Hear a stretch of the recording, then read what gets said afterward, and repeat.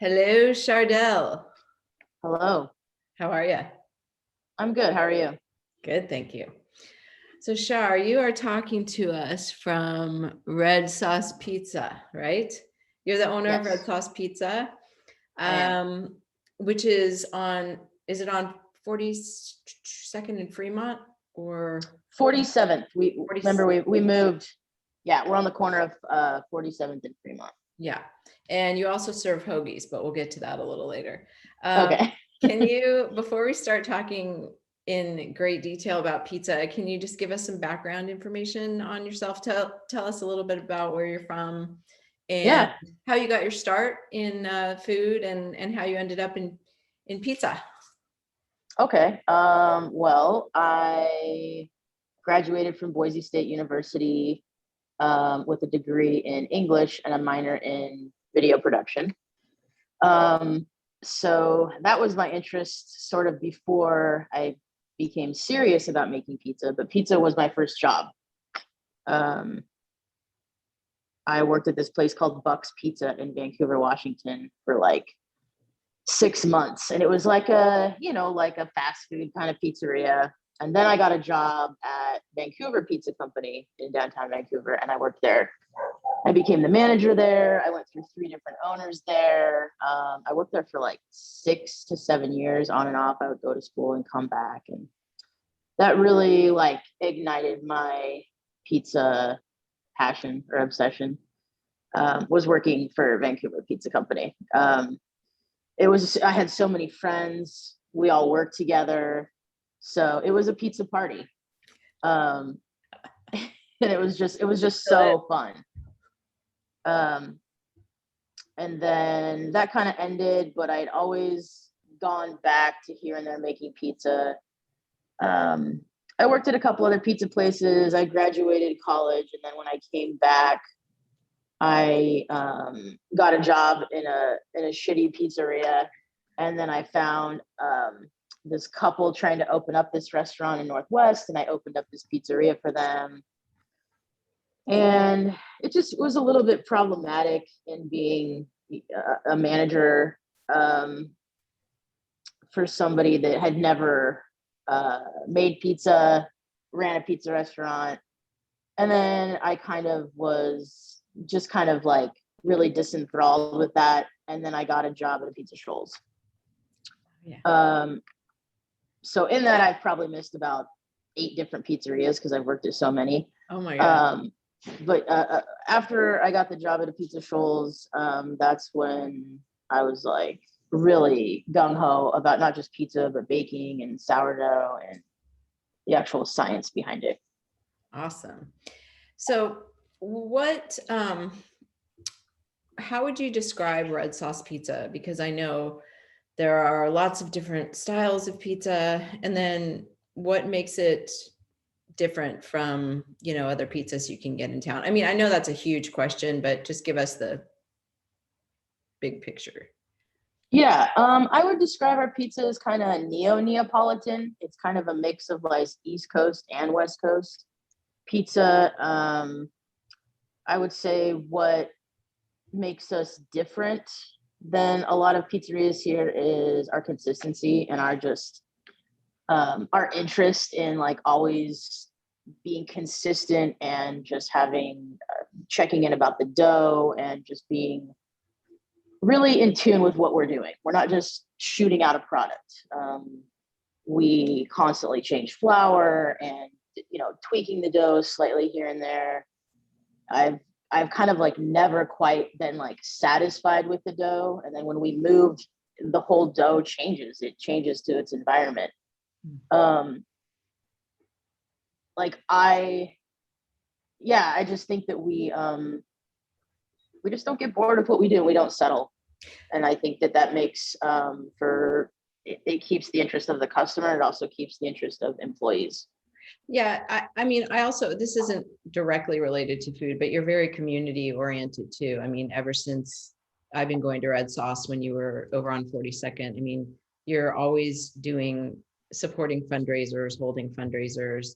Your pizzas are named after certain people. Yeah. For a reason. So yeah. talk about why that's been always part of your business ethos? Well, the community thing kind of just happened when we opened up at the old location. Someone just came to me and said, "Hey, can we have a fundraising night?" And I was like, "What is that?" And then they're like, "Well, you give us a percentage and people learn about our organization." And I was like, "Awesome." And we did it. And I think it was a Star Mentoring Youth project. And they were so awesome. We met so many cool people who had no idea that we were there. We learned about this organization, and it was just really great. And it was a good way to get to know people in the community.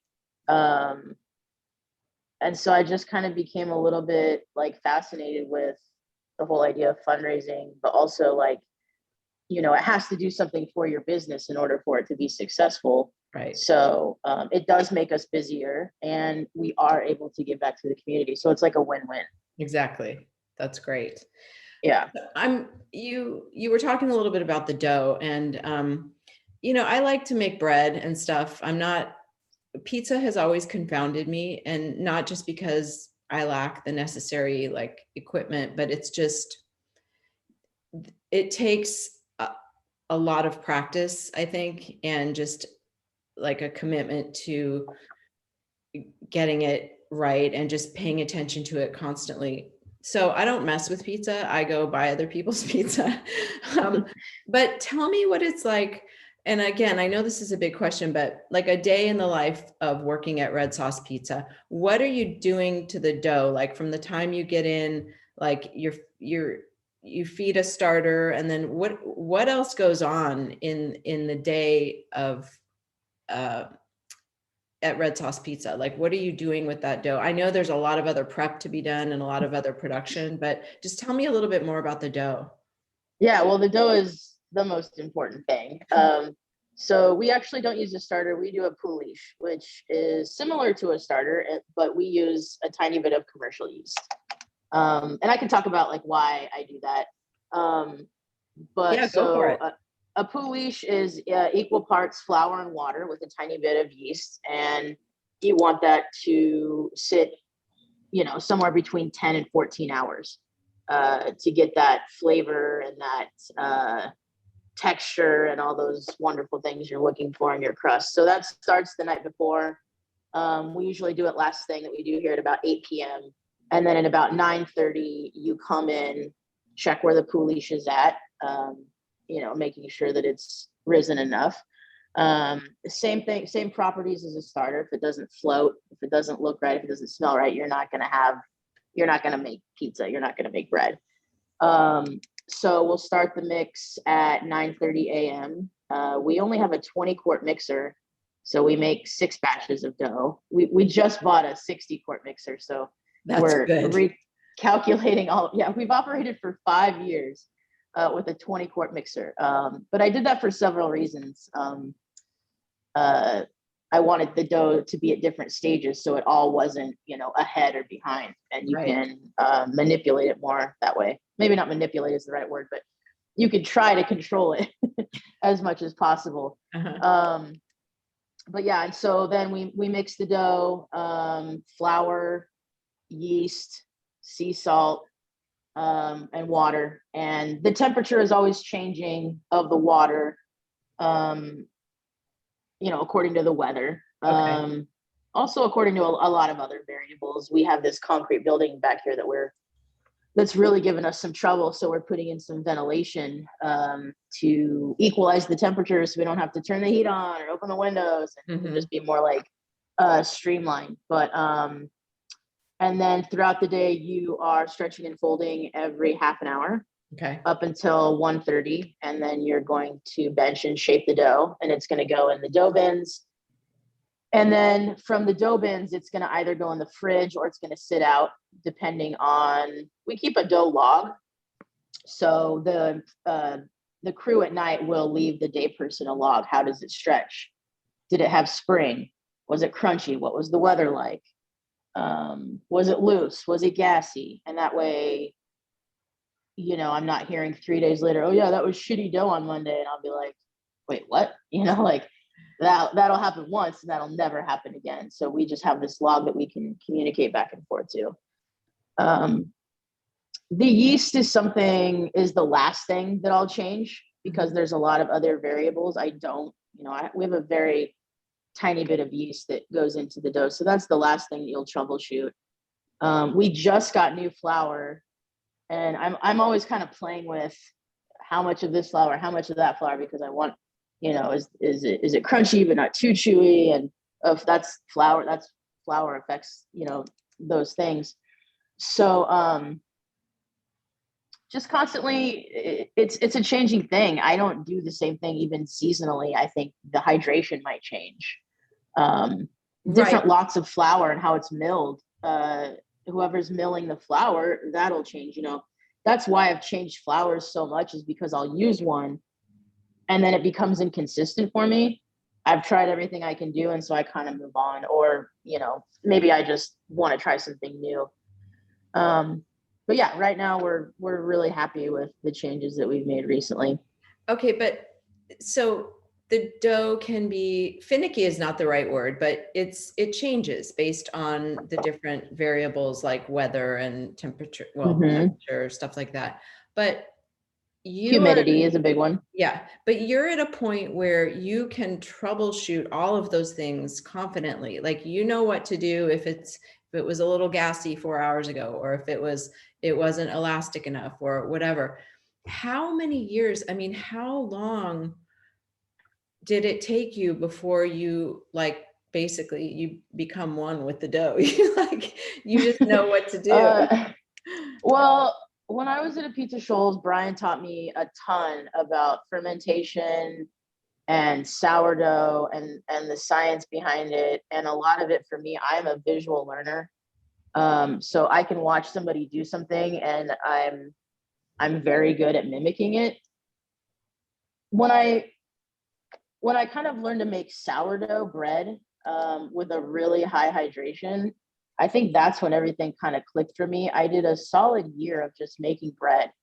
And I swear, for the first 8 months, it was horrible. And then it all started clicking. I could touch the bread and tell if it was ready. I can stretch pizza dough it's just like a part of my hand now. I'm, it's like as if I were like a race car driver and I know my car very well. Mm-hmm. I would say, when I worked at a Pizza Shoals, I learned I had so much knowledge, but I didn't quite have, jumping from managing someone's restaurant to owning your own is a complete different beast. But trial and error and failing is the best way to figure everything out. Yeah. You're just going to learn.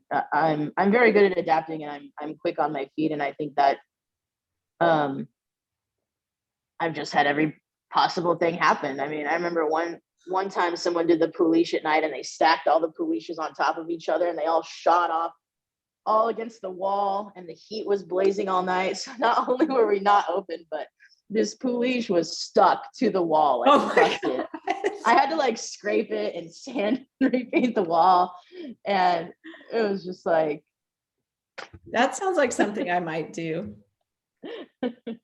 Yeah, it's a living organism. You never know what's going to happen. And then, we've had people mess up the pouliche at night, or someone forgot to put the yeast in it one time, and it's like, well, what can we do? I remember someone texting me, what can we do? I was like, we can have a nice dinner tonight, because we can go back in time if you have a time machine, but that's about it. Well, what about, I know you also, I think, is it on Wednesday that you make that Keys loaded pan pie? Yes. And then do you make other pan pies during the week at all, or just that Wednesday? We just did it Wednesday. We might take a break from that pretty soon just to try something new. And okay. I'm really into the hoagie thing right now. So we're getting to that. I have a special guest about to join us to ask you about the hoagies, but oh, cool. I just was wondering if pan pizzas are any more forgiving of fluctuations in the dough, because it has that, slight bit of enclosure, or, yeah. You know what I mean? If you're feeling not, and it probably doesn't affect the flavor too much. It's more the texture. So Absolutely. Is that sort of like, Absolutely. well, if something isn't perfect, oh, let's make pan pies tonight, or? I guess we could. It's so, to start something in your restaurant and have it be a special, and you really have to kind of work at it to remind people that it's only on that day. So it's like, it's a lot of work to do it and then to not sell it all. Mhm. So in that aspect, we do it on Wednesday because everyone knows it's Wednesday. Yeah. But the forgiveness in the dough, it's still not going to quite be right because it's just going to be really chewy, or like kind of doughy. So even when you don't have the dough right, we've just not opened because it's just not going to quite be right. And I don't, that pie is like $30. It's a beast. It'll feed 3 people, but I don't want to sell someone a $30 pie if it's not like up to par.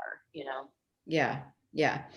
Now, do you still make and sell like pan loaves of bread on Thursdays, or Yeah, you do? we now we do it on Sundays. Sundays? Okay.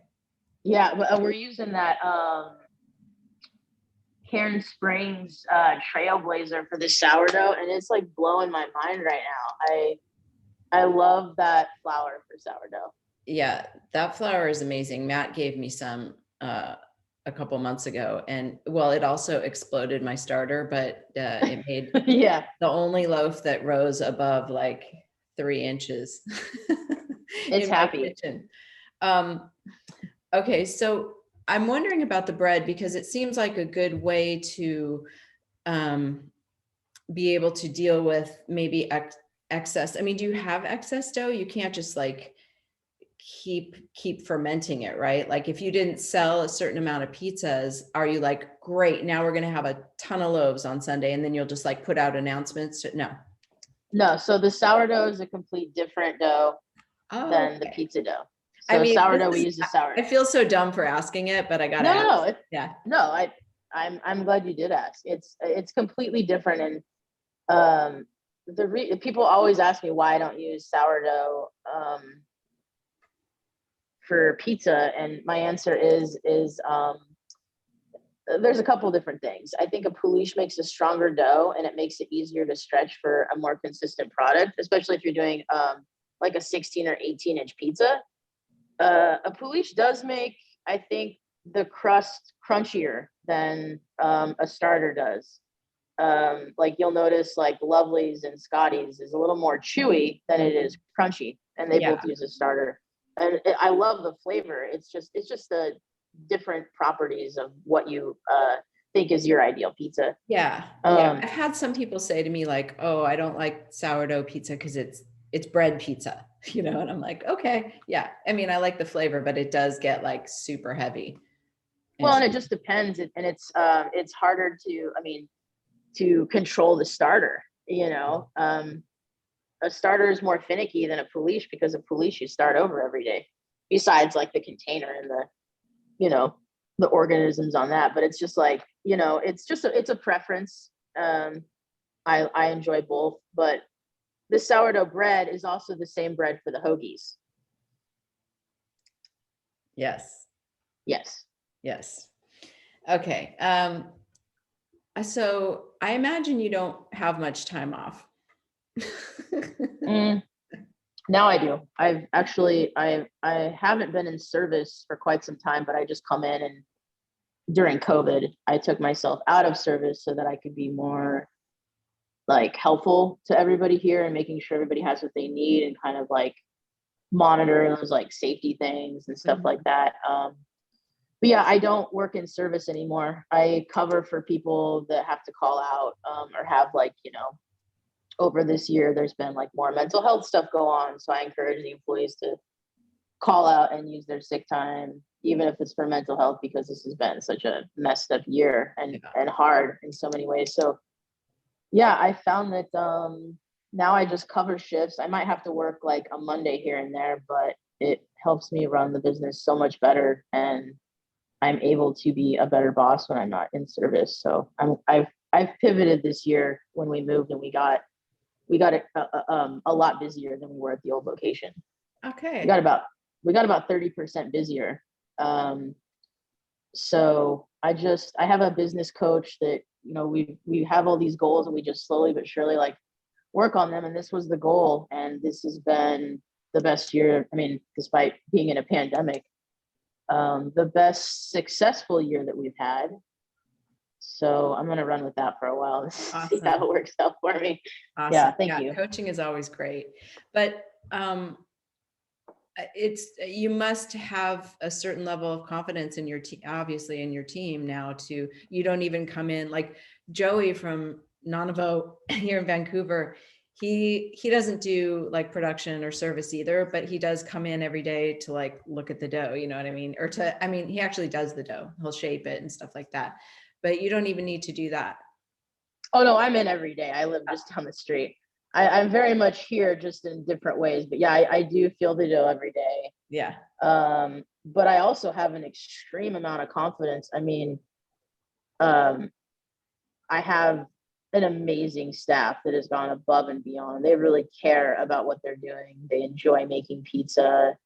I hired a general manager that's really just like allowed me to make the business better to work at.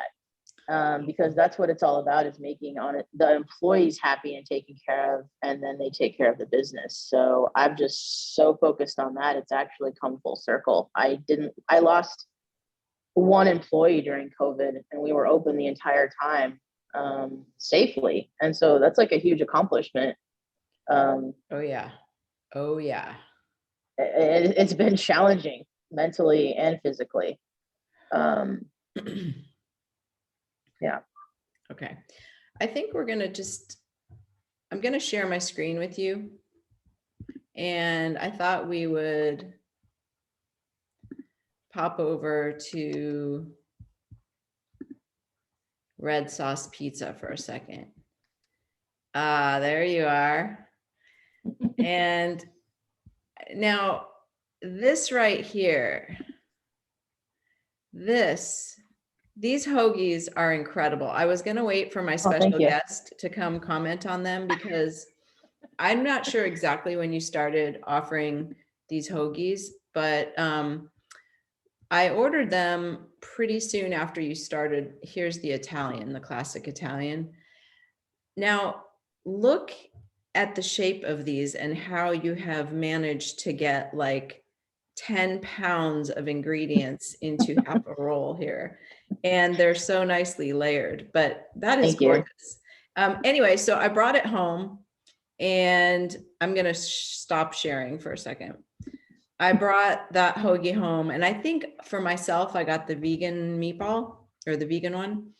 And yeah. The vegan Italian. My husband said, "This is the best sandwich I've ever eaten in my whole life." Oh, wow. And he always, like, I tell him like it's only on Mondays, so, which aren't a great day for us, unfortunately. But tell us, have you always wanted to offer sandwiches? Because they did really well here in our town too, when our pizza friend had a couple pop-ups, and people do love sandwiches. So tell me like how that idea got started and how that's going. Well, I actually had them at the other location. When we first opened, we had sandwiches on the menu. Okay. But opening up over there was I don't know. We didn't really get much attention. I feel like there was so much attention that we were across the street from Pizza Jerk, and it was just kind of weird, and not between us, but the media or like anything that was mentioned. So yeah, we did the sandwiches for a bit. But I wasn't making the hoagie rolls because I couldn't get anyone else to make them and shape them correctly. And I was like, I was already doing the prep all day and service. I was working like a maniac. I couldn't take any more on. So we took them off the menu, because then we were starting to get busier.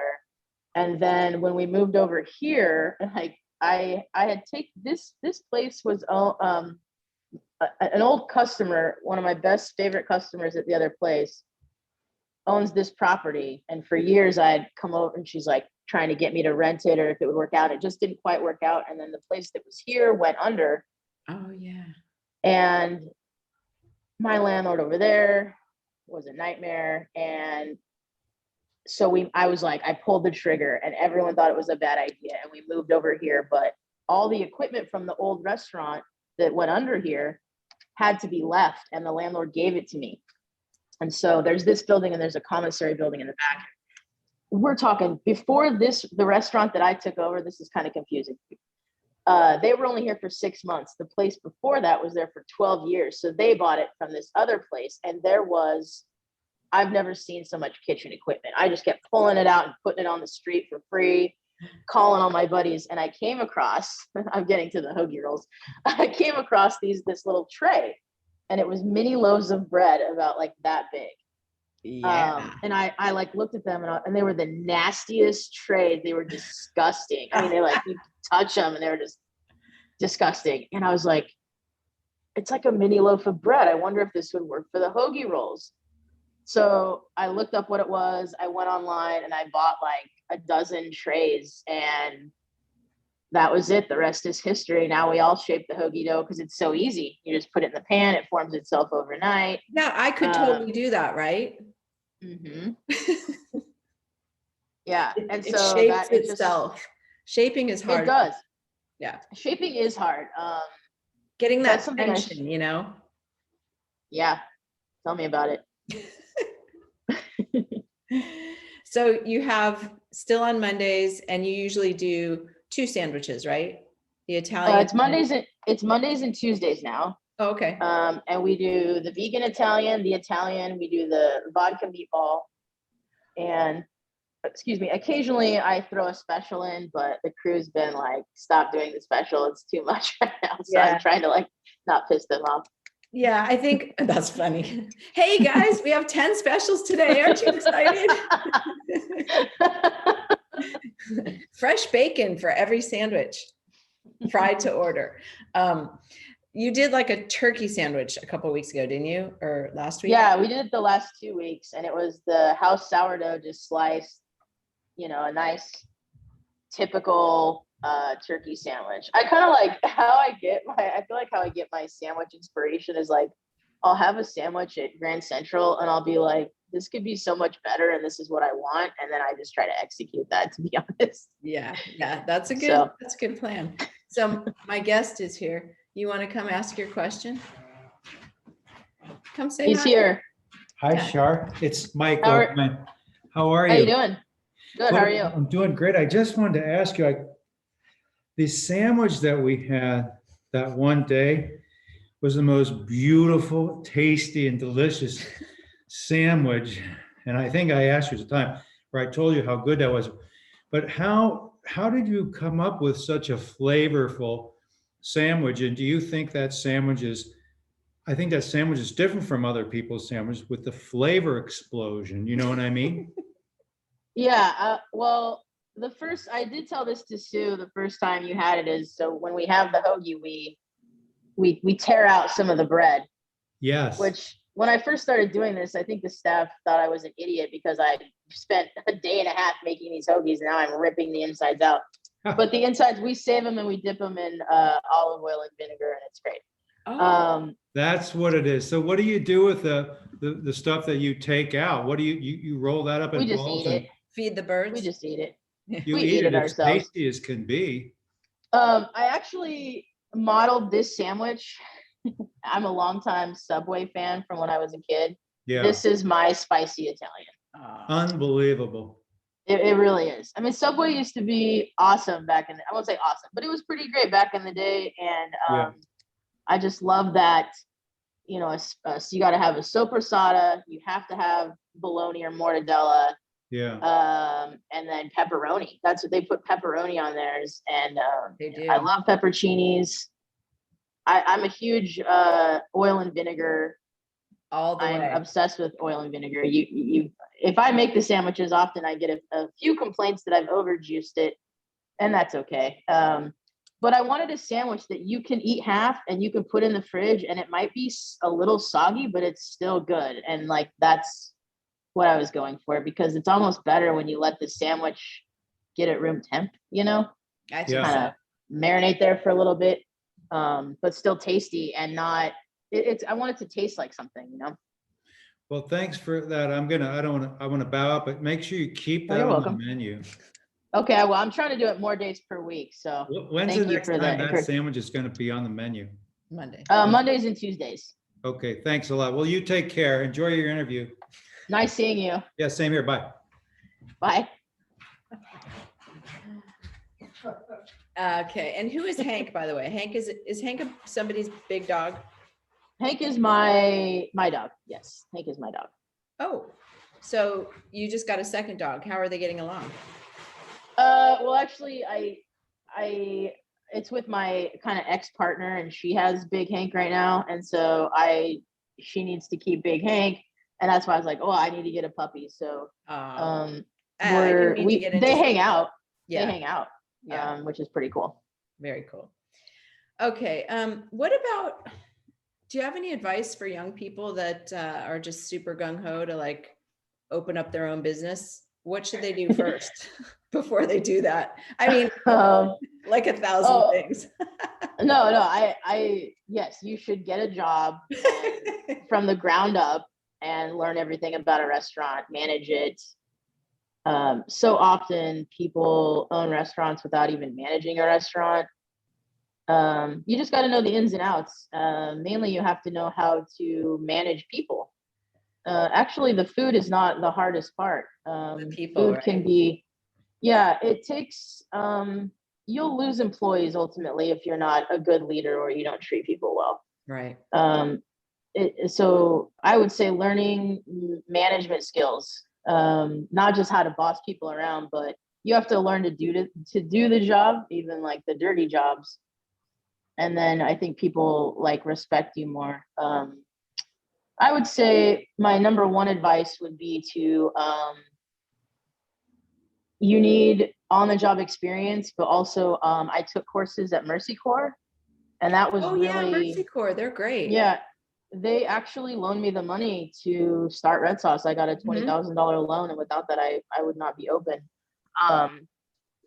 Being real, I met actually my my business coach now was my instructor there. And I remember the day he said, everybody was going around saying, what kind of business are you going to open? I said, I'm going to open up a pizzeria. And he looked at me and goes, what makes you think you can have a successful pizzeria in Portland when there's already so many successful pizzerias? And this was 7 years ago. And now there's probably 3 times that many pizzerias. So you got to have work experience. But you also have to, I think, take business courses and learn from people that have like done it before. Yeah. Okay. What about pizza photography? Because I know you're a pizza photographer also. So how did you, what makes a great pizza photo? Well, my favorite is when I work the ovens. If you see a bunch of, well, first off, the Instagram is run by Sally and myself. Sally's like our social media manager, and she like finds all the organizations that we do the fundraising with. So lately she's been doing most of it, but when I'm on the ovens and the dough is popping, I feel like that's my favorite angle to just check out the pizza for lack of a better term. But the lighting in our kitchen is horrible, but we can still make them look pretty decent if the dough is popping in there. Yeah. And you can always run it out to a window too, right? If you have to. Yeah. And I got this like ring light recently, so I'm trying to up my game a little bit. Yes. Hey, I think that's the one I got too. Yeah, it just died on me during this interview, but it's been great. It has. It needs a battery, I think. But yeah, it's funny. I'll post a picture of, and it's always just the close-ups of the pizza, the nice tight. People want to see the crumb shots, and they want it up close and personal, so you can almost taste it. You know exactly what that pizza will taste like because it looks so good. Yeah, we call those macro shots because I mean, it's nice to look at one of those bird's eye photos every once in a while where you see like 10 different things and you've got hands reaching for slices, and we have to talk about slices too, and calzones. But really I always like to see not a whole lot other than the food, like not too many props. I don't, sometimes hands are fun because it sort of invites the viewer into the shot, but the closer you can see the toppings, like that melty, glistening cheese and the greens and the pepperoni with that oil pooling in it. Yeah. That's what I like to see. So, Yeah. and it looks like you guys have fun with your feed, with your photos. It's not all food. I mean, you do put in like your date night shots when you put in those dogs and stuff. Those are, I That's wait all for those. Sally. Yeah. Yeah, that's all Well, Sally. tell her she's doing great. Okay, I will. She'll love to hear that. I really like someone else's voice on there because sometimes I don't feel like posting, or I don't know what to say, or I'll feel like I have to say something, Yeah. So it's nice to have someone else on there to like be like a representation of the business, Yeah. And I like to highlight the employees. Some people don't like their picture taken, and I respect that, but I really like sharing about who works here because I'm so proud of them.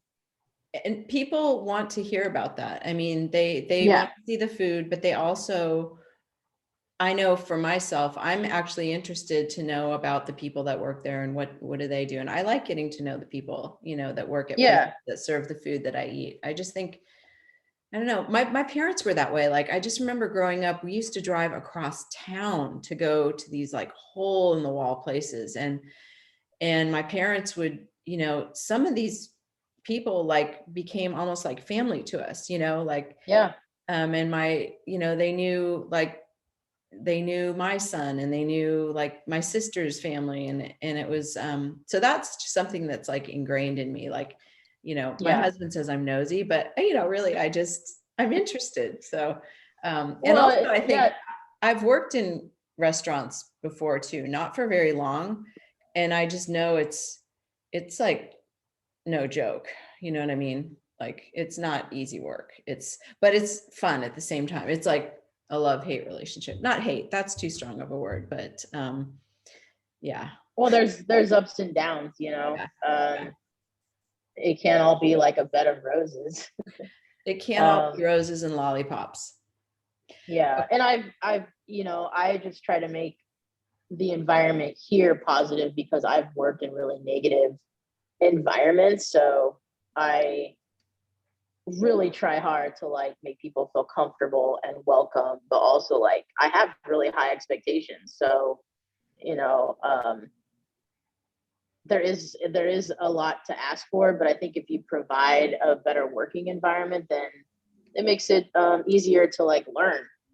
Well, yeah, and that's also there. where management skills come in, because management skills a lot of the time are, and I've had to learn this in my own office jobs, are basically like communication skills, Mm-hmm. I mean, you can't really change your personality too much. And some people are more conflict averse and some people are more confrontational, but learning how to bring up information that is kind of confrontational, but not in a way that's going to just like blast the other person if they're fragile, you know what I mean? So that's an art and a skill to learn, for sure. Absolutely. You have to talk to people differently according to their personality type. Yeah. Okay, let's tie this up with talking about calzones, because are you still doing those? You are. Yeah, every night but Friday night because we're too busy on Friday. Yeah, and that's the same dough? Yes. So you just fold it in half? We just it's that easy. We just fold it in half, go about our day. We just kind of push it out with a rolling pin. You want to degas it as much as possible, and then it gets all of its toppings, and then you fold it over. You just crimp the side with a fork. You make a vent in the top so that the toppings aren't just gonna. They need to release the steam in there, and I'd say they probably cook about twice as long as a pizza. So I'd say about 10, 11 minutes. Those are good. Mm-hmm. Thank you. With the ranch. I love a good calzone. I love it because I like letting it sit. It actually when it's hot and you slice into it, all the toppings will fall out quicker. Yeah. But when you let it sit for a minute, you got yourself a little hot pocket there. You just slice it in half and there you go. I totally agree. I'm kind of like that with my bean and cheese burritos. Like I actually like the ingredients kind of congeal together, Yeah. so that they Yeah. don't Otherwise it just fall out. drip down your food. Exactly. Yeah. Okay. I have Exactly. one more question, and it's about degassing. So like when you see your dough, because when I started to see bubbles in my dough, I was like, yes, it's fermented, this is the way it should be. But then I was watching some tutorials and the instructor was like, now you want to be very gentle, but you want to pat it down so there's no bubbles. You want to degas it. So, but I also know that like in pizza crust, you like to sort of see those like boobs every once in a while, right? I mean, how?